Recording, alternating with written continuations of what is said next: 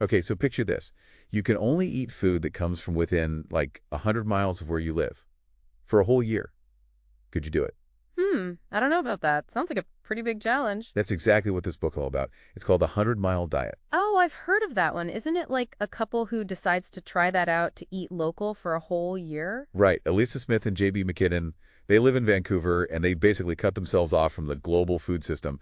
And we've got these awesome notes on what they learned so we can, like really get into it. Cool. Yeah, I'm always curious about these kinds of experiments, what people discover when they really shake things up. Exactly. So their book is kind of set up in a cool way, like they each take turns writing chapters, so you get both Elisa's and J.B.'s perspective on the whole experience. Oh, so it's not just like a dry scientific report, more like a personal journey kind of thing. Totally. They get into the nitty-gritty of how it actually felt to change their eating habits so drastically. I bet there were a lot of surprises along the way. Oh, absolutely. So the whole thing started with this like moment they had while they were up at their cabin way out in British Columbia. Okay, what happened? Well, they were just kind of hanging out and they realized that they could actually make a whole meal just from the stuff they found right there around the cabin. Wow, talk about eating local. Right. And it like hit them. How often do we actually think about where our food comes from? Yeah, most of the time I just grab stuff at the store without giving it much thought, to be honest. Me too. But after that cabin experience, Elisa and JB decided to take it to the extreme, and that's how the 100-Mile Diet was born. So they went from like cabin living to city living with this hyper-local eating challenge. What was that like? It definitely wasn't easy. In the notes, it says they had a really hard time replacing basic things like sugar and cooking oil. Yeah, that makes sense. We're so used to having everything available all the time, no matter the season. Exactly. They really had to learn to adapt and get creative in the kitchen. So I'm guessing it wasn't just about like swapping out ingredients, right? Did they have to change their whole approach to cooking? Totally. And it wasn't just about like finding local alternatives. It was about like rediscovering all these forgotten foods. Oh, like what? Well, so example, they started using things like dandelion greens and wild mushrooms, stuff that you wouldn't normally see in a supermarket. But force them to really connect with the seasons, huh? Exactly. And they learned a ton about like what actually grows in their region and when.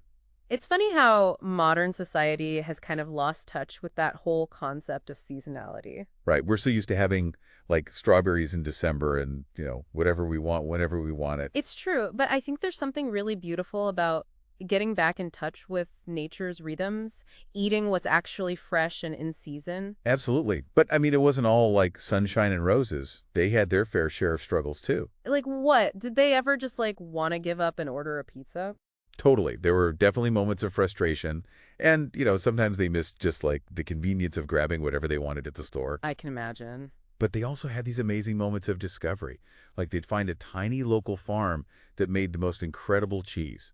Or meet a baker who used heirloom grains to make like the best bread they'd ever tasted. So it was like this trade-off, right? Less convenience, but more connection to the food and the people who produced it. Exactly. And it wasn't always about finding perfect substitutes. Sometimes it was more about like rethinking recipes, figuring out how to use what was actually available locally. So would you say that it made them healthier, eating locally? Well, that's actually something they address in the book, and it's kind of surprising. Oh, really? How so? They found out that, just because something is local doesn't automatically mean it's healthier. They were still finding like locally made pastries and sweet treats that were just as tempting as anything they'd get at a regular bakery.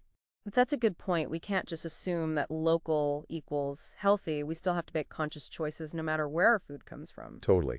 But beyond like their personal experiences, the book also dives into this whole critique of our modern food system, the industrial agriculture thing. Yeah, and they don't shy away from the tough questions. They talk about the hidden costs of like mass-produced food. Yeah, like the environmental impact, right? Exactly. Think about all the pesticides and fertilizers, the water usage, the carbon emissions from transporting food all over the world. It's a lot. And it's not just about the environment, right? It also affects like local communities and small farms. Absolutely. When we rely on these huge agricultural corporations, we often lose sight of the people who are actually growing our food. Right, and they talk about this concept of food miles, which I have to admit I wasn't really familiar with before. Oh yeah, food miles is basically a way of measuring how far your food has traveled from where it was grown to your plate. It's kind of a way to track the environmental footprint of our food choices. Makes you realize that that apple you're eating might have flown halfway across the world, right? Exactly. It's pretty mind-blowing when you think about it.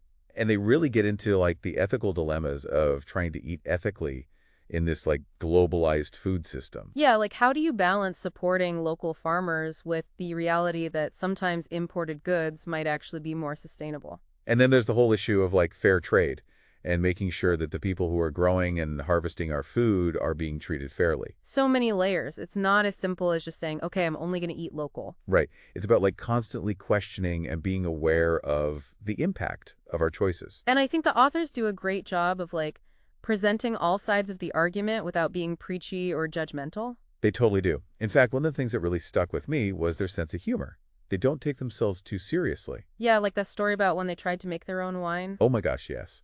They wanted to find a local alternative to wine, so they decided to try making it themselves. And, well, let's just say it didn't exactly go according to plan. It was a total disaster.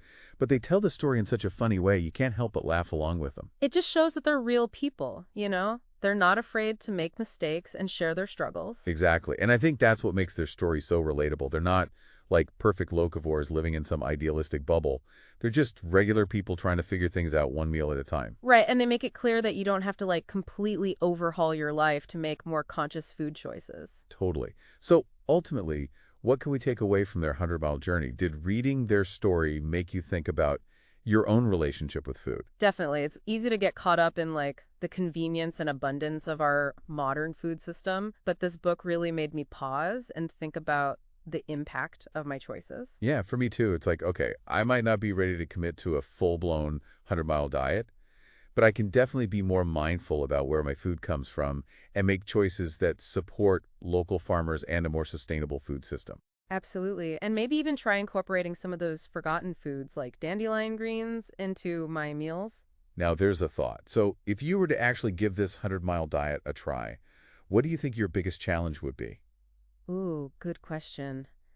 Honestly, probably giving up coffee. I'm such a coffee addict. Huh. Yeah, I hear you. That would be tough. But hey, maybe you'd discover some amazing local tea that you'd never even knew existed. True. There's always something new to discover, right? Right. It's all about being open to trying new things and, stepping outside of our comfort zone. Totally. And who knows, maybe we'll even try our hand at making some dandelion wine. Oh, no. Let's leave that one to the experts. You got it. But hey, maybe we could find a local brewery that's using like locally sourced hops or something. Now, that's an idea I can get behind. Cheers to that. Cheers.